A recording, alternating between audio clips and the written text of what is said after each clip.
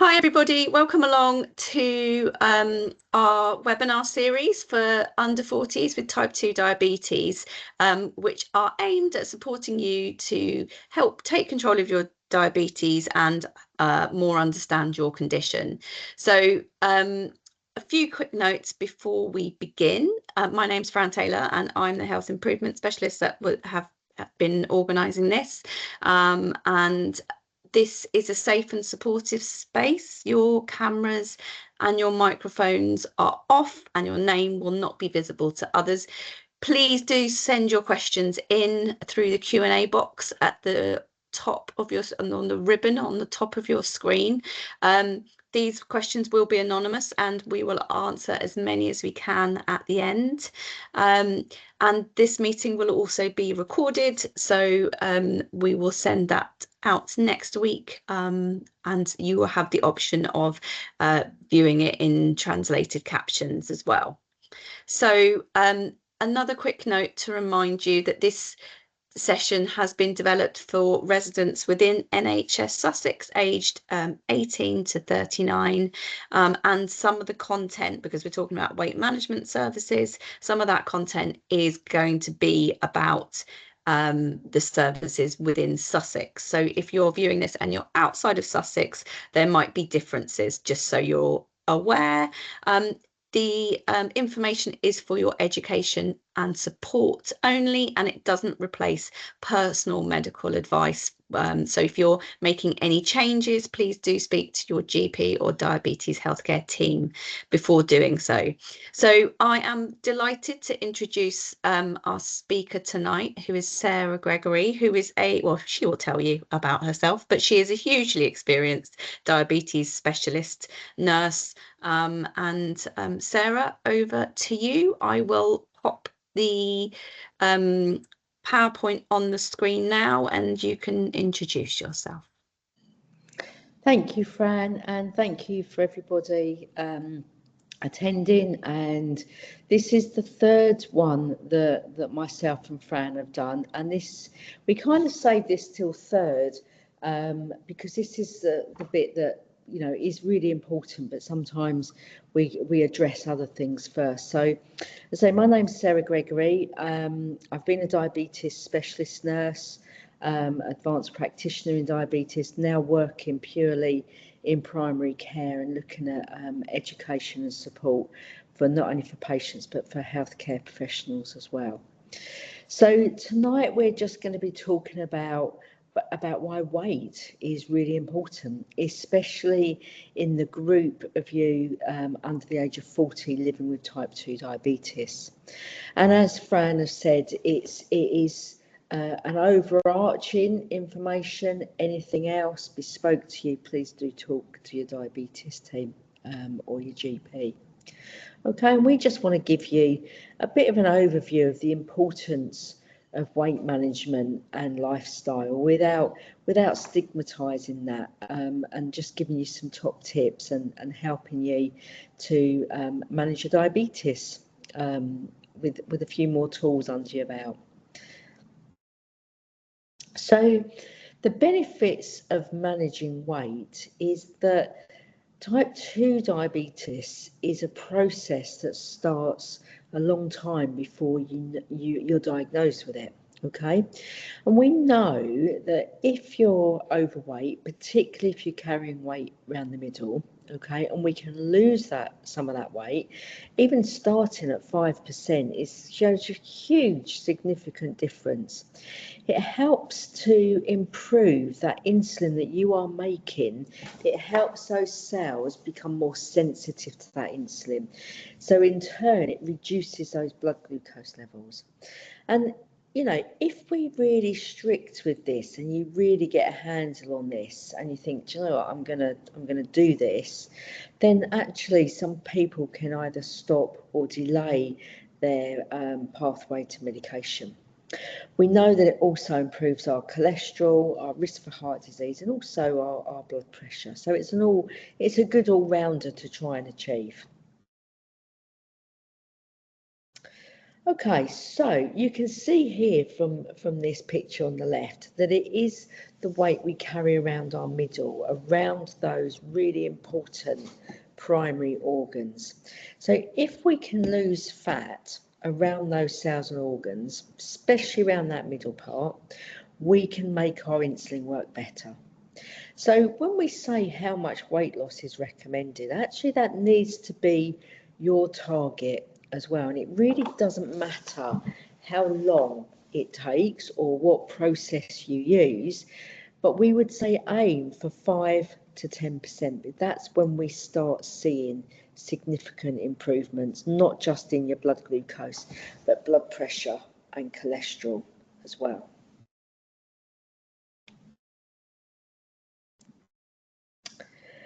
So the best treatment for managing diabetes, and you may have seen all sorts of things and all sorts of stories and tales and information. The best treatment for managing diabetes is this triangle of health, really. So maintaining a healthy weight, eating a balanced diet and exercising. Now, we're going to give you some tips and ideas on managing this, but remember, none of us live a perfect life, okay? This is your road and your choice. So you've got to do what you can do comfortably within your restrictions that are set by finances, family, work, life, everything else. And when we talk about health, we talk about health span rather than lifespan. So we want you to live long and healthy lives. So health span is around living longer, but also living healthily. So what I would say to you is don't set unrealistic expectations, okay? Decide what is good enough for you, okay? And then you are more likely to achieve that. Thanks, Fran. So if it was as simple as eating less and moving more, none of us would be overweight if it was that simple, okay? And we know that living with obesity or being overweight is lots of different factors contribute to that, okay? So we're going to look at things which we can do on your own and the support that's available to you in Sussex as well.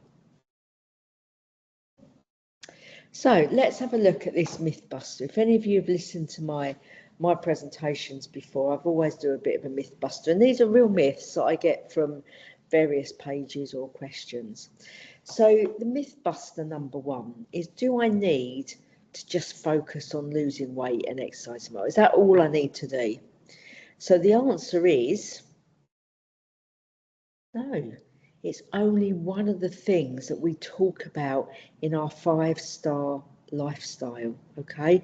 So losing weight and exercising is important, but actually there's 3 other things that we need to consider to adopt a 5-star lifestyle. This is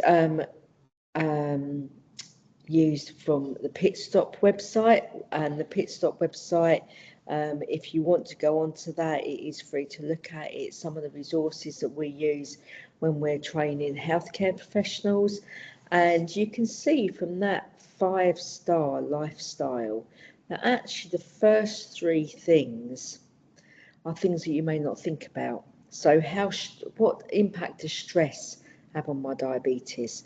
Why is it important I have social connections? And actually, yeah, my sleep's not that great. Why is it important? So let's have a look at some of those things. So sleep, and if any of you have got teenagers who seem to sleep the day away, okay, you'll see that when they do surface, or when any of us do different shifts, or we sleep in longer, or we have a disturbed sleep, actually that really increases our risk of gaining weight, because when we wake up from a disturbed sleep, or an unnatural sleep, or sleep that's out of our time zone, or an afternoon nap, you might actually find that you wake up and you're hungry and you crave carbohydrates, okay? And there's a lot of research going on at the moment, but we know that this sleep affects weight and diabetes, because say when we wake up we've got that increased appetite and food intake, and if any of you do shift work, you'll notice that it's a real challenge to actually fit in your healthy lifestyle with shift patterns. These appetite regulating hormones, again, this, if we talk about teenagers, you know, they often wake up starving, but they have a very short window for their food intake, and it does increase our cravings for those carbohydrate foods. So having a good night's sleep, so going to bed and getting up at similar times, can actually help us to get better sleep and help us manage our diabetes better. Thanks, Fran.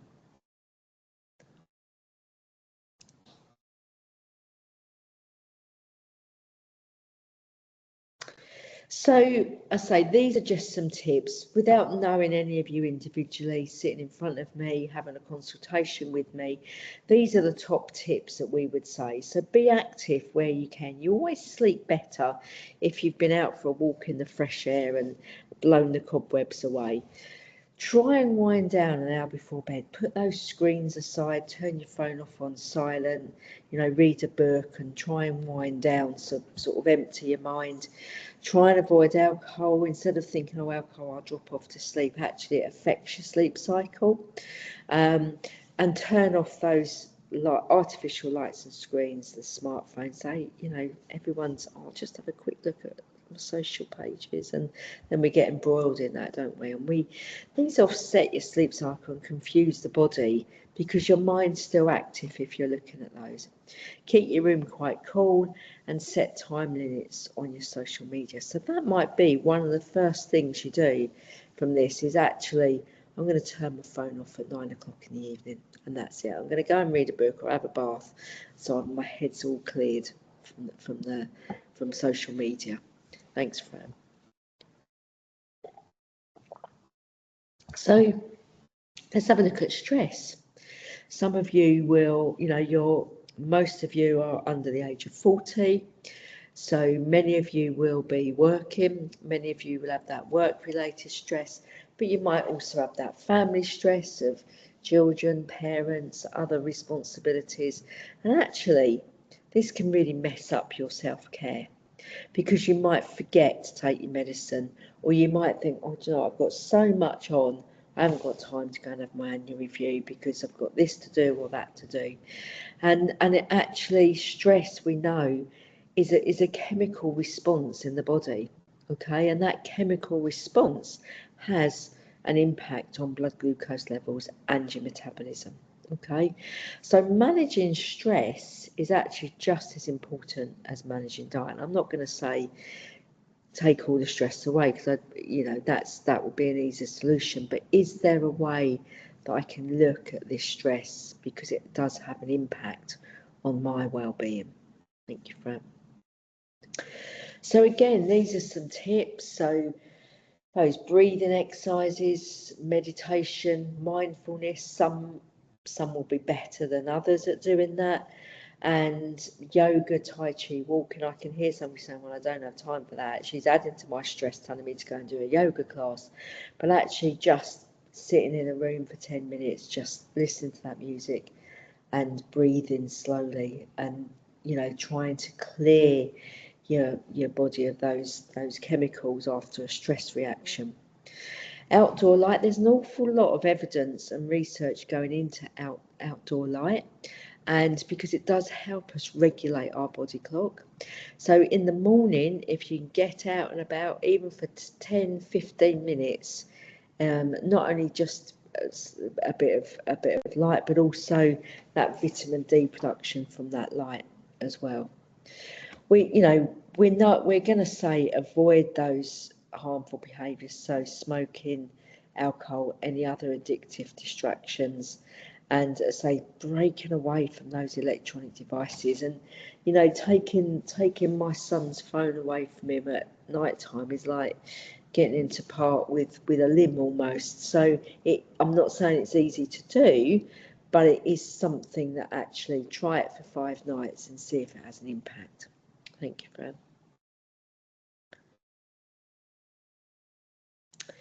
So that's stress and sleep, things that we can do, that we have a responsibility to our body to do. So when we talk about social connections, this is a real key part, actually. And I want you to ask yourself, have I got half decent social connections? Do I feel lonely? Because if you feel lonely, that can affect your health, okay? We all need that interaction with other humans. I'm not saying we need it all day, every day. Some of us might need 5 minutes chat in the post office, and that's enough for us. But our social connection is really important, okay? You know, who do you talk to? Who do you talk to if you're worried or having a tough choice? It might be different people for different concerns. One size doesn't always fit all. And sometimes just chatting to someone in the post office about the time of day and everything is actually more beneficial than talking to your best friend of 30 years because she's maybe heard it all before. So is there someone who listens when you need to talk? Do you stay in touch with someone you trust and feel close to? And what I would say is, if you're struggling with these connections, I would make contact with your surgery, because they often now have a social prescriber or a health coach or something along those lines, and they can maybe signpost you for health and social events in your local area. And I speak from experience from that, because I left my hometown and moved a long way away, didn't know anybody, and actually just thought, you know, I haven't spoken to anyone for 3 days. And it's important to think, oh, I've just had a social connect. Oh, that was really interesting. So if you are finding that a challenge, just think that we all need a bit of a chat every now and then. So look at what else is going on in your area, and maybe consider volunteer organisations. We don't want to add to your stress, but all of these 3 things, our social connections, our sleep, and our stress, are key things to address in that 5-star lifestyle. Thank you, Fran. Okay, so let's get on to the nitty-gritty now of weight. Some of you will have had negative conversations maybe about your weight and been dictated to lose your weight, and or that you are overweight, or you dread going in and climbing on those scales, or you ignore your weight. What we know is that weight is the biggest impact on our diabetes. So what and how much we eat has the biggest impact on managing weight. Now, there is a video, and some of you might have attended the session on carbohydrate counting. If you haven't, I direct you to that, because we know that carbohydrates have the biggest impact on glucose levels, because carbohydrates turn to sugar, okay? And there are lots of different ways to lose weight, and there's no one size fits all. So we're not going to give you a diet sheet, say, right, follow this and all will be good. It's got to fit in with what you do in your daily life. And the best thing to think about is finding a way of eating or managing your intake that you can stick to, okay, that you enjoy, and that fits around the rest of your life, okay? So think about, who else have I got to consider when I want to do my healthy eating, when I want to change things? Am I going to be able to do it with a couple of school-aged children? Do I need to get the children involved in cooking? Actually, this could be a really good thing for us as a family to do. And we all know that if children have helped prepare a meal, they're more likely to eat it. So it might be worth looking at, again, your social prescriber, what cooking classes are available in your area, what else is available, because everyone's different, and what might work for one of you won't work for the others. So it's about finding something that suits you. Thanks, Fran. So we used to do the healthy eating plate. We don't do that so much now. We don't bang on too much about individual nutrients, although we do know that carbohydrates are the ones that increase your blood glucose. Okay, so what we like to do is look at it as a healthy lifestyle pyramid. So all of that on the bottom, can you see that actually we're addressing some of those things that I've talked about? Cooking and eating together, our social connections, being active, staying hydrated. We're the, you know, I'm probably the worst for not drinking enough during the day, and then getting our quality sleep. That forms the baseline. Okay, so if any of you did Maslow's theory at school, or what we need and to thrive, you can see that bottom line includes cooking and eating together. Then we go on to look at actually, what can I eat? Do you know what? You can eat anything in moderation. Okay, so you can see that those things that are high in fat, salt and sugar, they're at the top of the triangle. So they're the things that actually we don't want that often.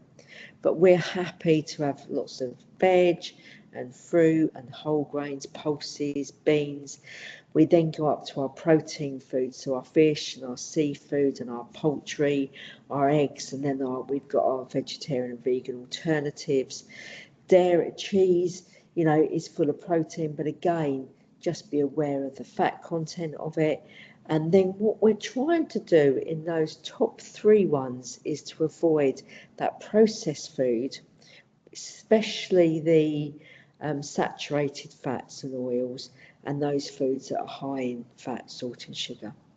Don't mind you adding a bit of salt, and we don't mind you having alcohol, we don't mind you taking vitamins, but again, if you look at your pyramid, then hopefully this should address some of those needs for other things.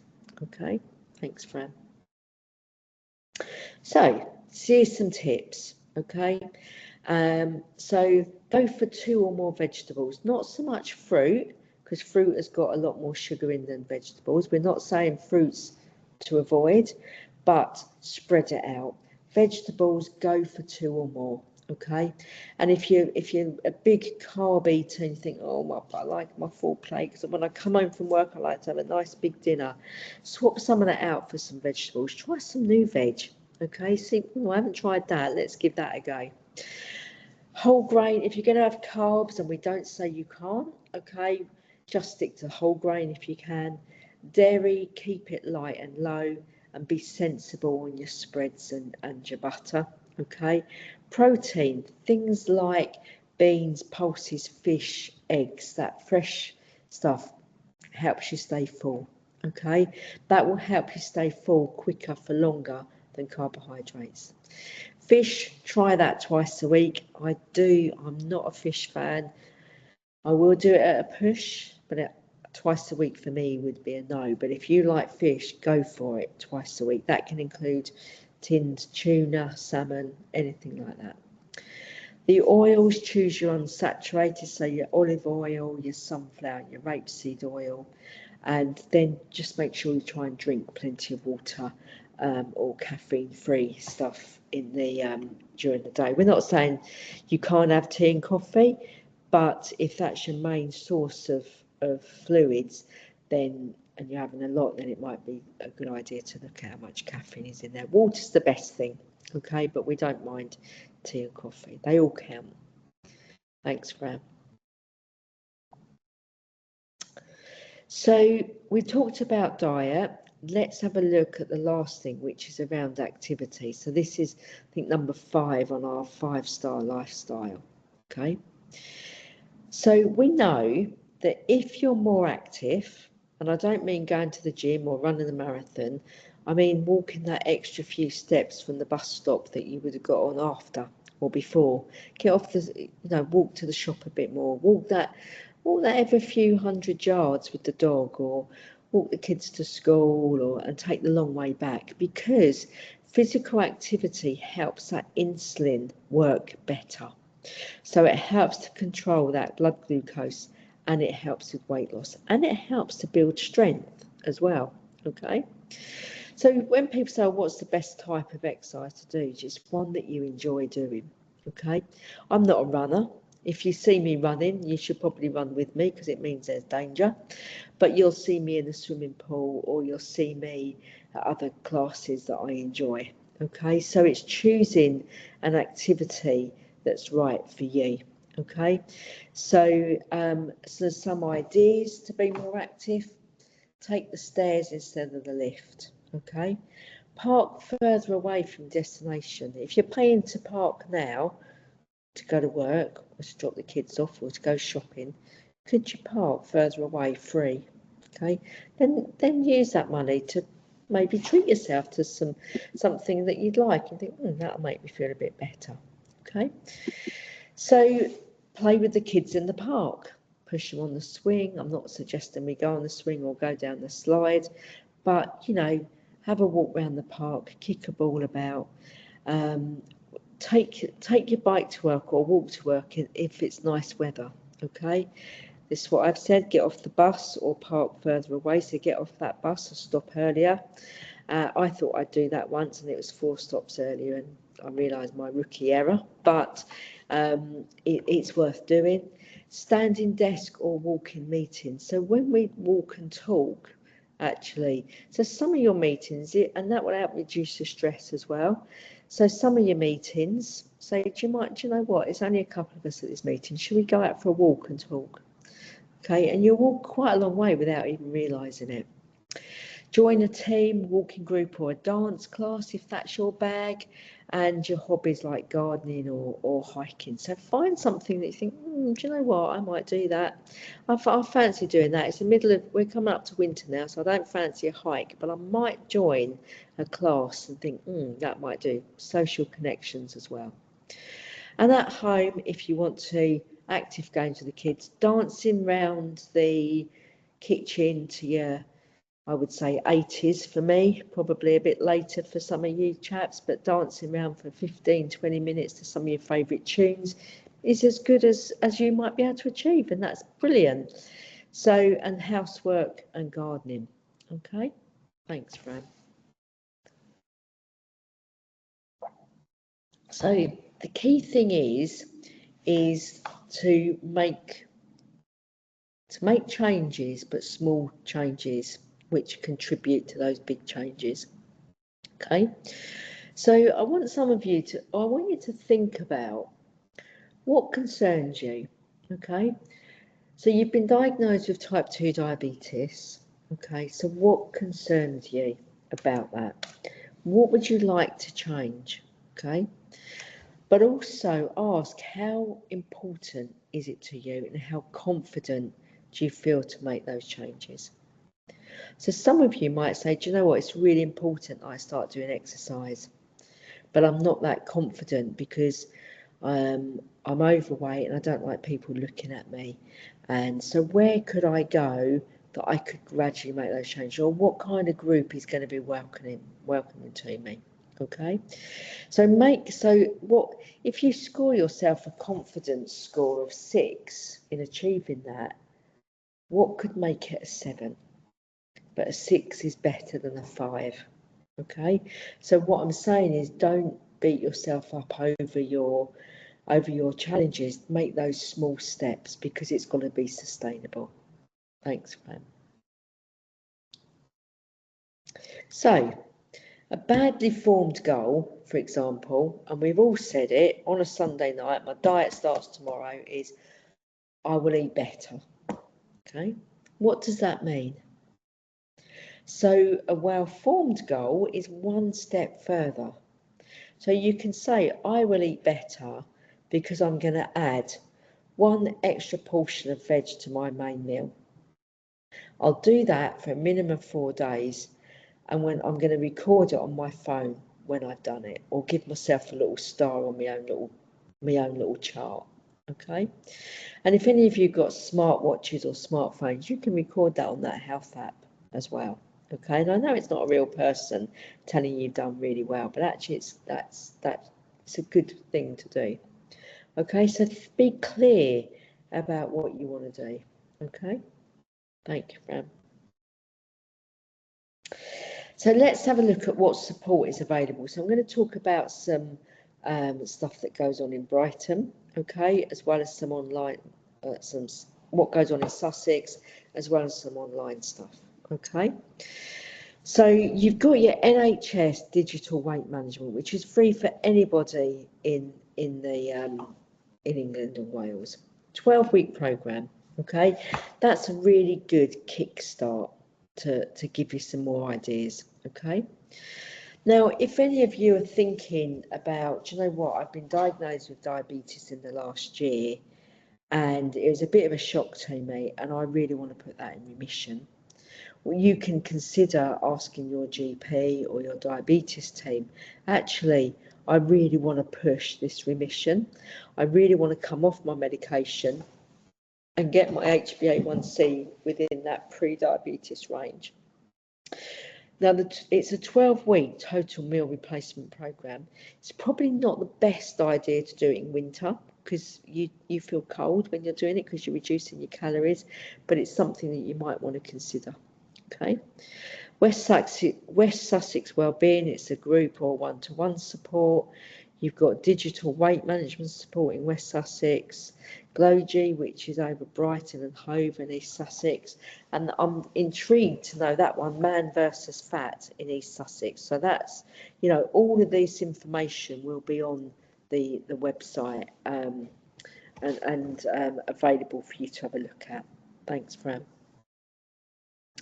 Online and apps. Okay, so if you're a techie person and you like apps, I like my health app on my phone because it tells you so much, and actually it helps you set targets or helps you keep you thinking, okay, I've been so good this week, but you know, that's fine, I can get back onto it.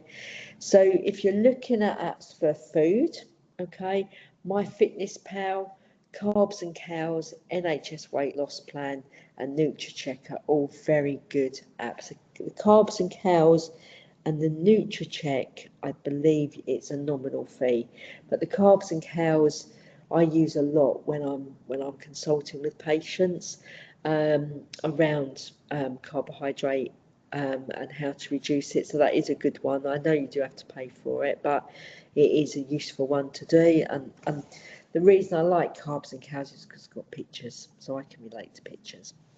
Exercise is the Couch to 5K app. Better Points, Just Dance, there you go, for those of you who like to have your throwback tunes. Fitness, RPG and Stand Up. And then your sleep and meditation is the apps are Calm, Headspace, Sleep Cycle, which you can set on your phone, Noisely and Pazizz. I've not tried the last two, but I have tried Calm and Headspace, and you know, looking at a sleep cycle on your smartwatch as well. So any of those are good things to try. If you're not familiar with them, just pick one and think, oh, I'll give that a go. Thanks, Fran. So that's all the things we can do without medication. Now, some of you, probably a lot of you, will have heard, well, what about these weight loss jabs? Okay. So they are in the class of GLP-1s, okay? And basically they replace the enzyme in your upper GI tract that you lose when you have type 2 diabetes. So let's have a look at what are they, how do they work, and do you qualify for them? So this is what they are. The GLP-1 delays that gastric emptying and helps to reduce food intake. So this is where a lot of the weight loss clinics have jumped on the bandwagon, okay? Because you feel fuller for longer, so you don't eat as much, okay? So years and years ago, when I was young, my mum and my nan and my aunt used to say, oh, I wish there was a jab to keep, I wish I could have an injection that would stop me eating so much. Well, here it is, okay? It's not a magic wand though, okay? And if it's not used properly, then you would have heard about the side effects and poor outcomes for people who've misused it, okay? It also, some of the newer ones also contain GIP, which increase that insulin sensitivity. So the insulin that you are making is used better. Okay, so they're good drugs. Thanks, Fran. And these were first discovered for diabetes, okay, because we saw that that carbohydrate was absorbed better. And now obviously all the side effects are now positive things for weight loss. So the criteria for using GLP-1s is that for type 2 patients, type 2 diabetes, we can use it at the moment after 2 or 3 oral medications that you've tried. So we talked about oral medications, so you might have been on metformin and say maybe dapagliflozin or canagliflozin. You can then add in a GLP-1. That criteria is probably going to change next year because those GLP-1s are moving up the pathway, and that's with NICE guidelines, okay? At the moment, in primary care, we can only prescribe it for type 2 diabetes and a reduction in your HbA1c. We can't give it for weight loss only in primary care. And if you've got a good HbA1c or you're not on any diabetes medication but you really want to lose weight, then you're probably going to be referred on to a specialist weight management pathway, okay? So that, again, that may well change. We don't know. These GLP-1s have taken off in a big way, and that's why we've got criteria and pathways at the moment. So if you go on to a GLP-1, something like Mounjaro or semaglutide or Ozempic or Trulicity, you need to meet a criteria to continue on that. So you have to have a HbA1c drop of 11 millimoles and a weight loss of 3% over 6 months, which is achievable easily, okay? Now, the reason we have these criteria and pathways, and the reason why we mention this and talk to you about it, is because you may have had or heard several things about these weight loss jabs. So before, if you were to come to me and ask me for a GLP-1, if you'd had any history of pancreatitis, it's a no, okay? Or any active gallstones, it's a no, because of the way they can potentially cause pancreatitis in those who've had a history of it, okay? If you haven't had your eyes photographed or you've got any problems with your photograph of your eyes, it's going to be a no, because we need to protect your eyes, and what these GLP-1s do, they can drop your HbA1c very quickly, and the eyes don't like change, okay? It's not suitable for those who are planning a pregnancy or who are pregnant. Now, I can't see the next line, Fran, but it might just be me. No, it's not just you. I can't see it either, but I will find out. Carry on, and I'll come back to it. So that's okay. So it's not suitable if you're planning a pregnancy or if you are pregnant, because there's not enough studies done on pregnant women. Okay, so that's your criteria for not having it. Okay, if you meet the criteria otherwise, then please do speak to your healthcare provider about the possibility of a GLP-1. Okay, thanks, Fran. Sorry, I was just trying to find the other bit. I will move on and I'll come back to it for you. Okay, thank you. So if you don't meet the criteria from a diabetes point of view, do ask for referral to that weight management pathway. We know that losing weight and maintaining that is a challenge. And if you've got type 2 diabetes under the age of 40, we know that it's not as easy as eat less and drink more and exercise more, okay? So what we call our tier 3 weight management services are psychologically led, because again, it's getting your head round actually those changes I might need to make and what stops me and what's our relationship with food. Okay, so they're provided by More Life UK, so your GP can refer you to those. Okay, the tier 4 bariatric surgery, which is your gastric bypasses, your gastric sleeves, they are provided by University Hospital Sussex at St Richard's, again on that weight management pathway. So, you know, now is the time to actually tackle what that key thing is around your weight. So go and see your GP, go and see your healthcare provider, because if you can lose that weight, okay, that 5 or 10% weight, okay, you are going to be doing yourself big favours. But we know it's not easy to do. We know that, otherwise we wouldn't be doing these sessions and reassuring you that actually we're not going to say, right, go away, come back in 3 months and I want you've lost a stone. We know that's not going to happen. Okay, we need to support you with that.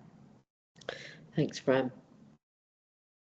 Just to say that the final bit of that slide was for those of you who are starting Mounjaro to take extra conception precautions for the first month. Yeah. So because we get that delayed gastric emptying, you have to take extra precautions, extra contraceptive precautions. So if you're on the pill or anything, you have to use another method on top of that for the first month. Okay. So our key takeaways, I think that's a takeaway. That's a bit of a tongue-in-cheek comment there. So we know that managing weight is crucial for controlling diabetes. Okay, but it's not just about diet, it's those other lifestyle points as well. Stress management, activity, sleep, social connections are also important.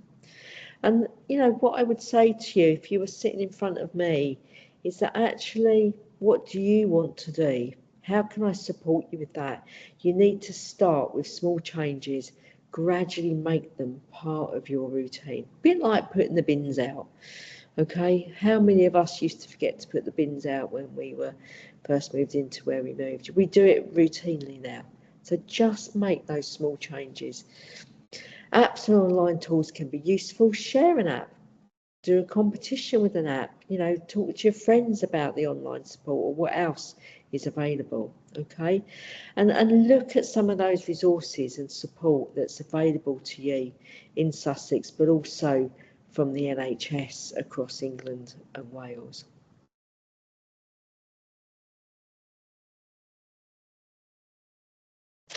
Any questions at all on that? We've come to the end of me talking. Brilliant. That was so helpful. Thank you so much for that. I'm just going to take the presentation off the screen. So if you've got any questions, please do pop them in the chat. I've had a few questions ahead of people who have been unable to join. One of those questions was, is it harder to lose weight when you have diabetes? I would say yes, because actually you've got a level of insulin resistance, which obviously contributes to weight gain as well. So that's why I'd say set realistic expectations, okay? And you know, any dietitian or any group you go to will always say, aim for £1 a week. I'm talking, I don't know what that is in kilograms. Sorry, guys, I'm showing my age. But aim for £1 a week weight loss, because over a year, that's £52, which is almost 4 stone. Okay, so slowly but surely, but it is harder. And I would say don't beat yourself up over it. Okay. Brilliant, thank you. Someone's just asked if we're able to receive the recording. Yes, you'll get the recording for this after next week, once we've just edited it. All the recordings for everyone are on the Sussex Community Foundation Trust Diabetes Care for You website under 40s with type 2 diabetes. So all the ones that we've done so far are there, and all the next ones will be there, just for everyone's information. So thank you. Have we got that link? Can we put that link in the chat? Yes, I will Fran? put that link in the chat now. Then you can Whilst have I will ask you the next question. Does taking insulin or any other medication make it harder to lose weight? Taking insulin does make it harder. Okay, so, and we do use insulin, and some of you may be on insulin because you may have had a really high HbA1c and been symptomatic, or you may be planning a pregnancy, or you may be having surgery, or you were started on insulin in hospital. Insulin is a hormone, so it does make you hungry. And what we have to be careful with insulin is if you're taking insulin, is not to feed that insulin. So worry about hypos and then have extra because you're on insulin. But it's a very good treatment. It's not a treatment that we'd say you can't have or you shouldn't have. It's a treatment for type 2 diabetes. But obviously we've seen a lot of advances in medication and things. So there's a lot of drugs out there that will help you lose weight, like the GLP-1s, like things like the gliflozins, like dapagliflozin, canagliflozin, empagliflozin. All of those can help you lose weight as well.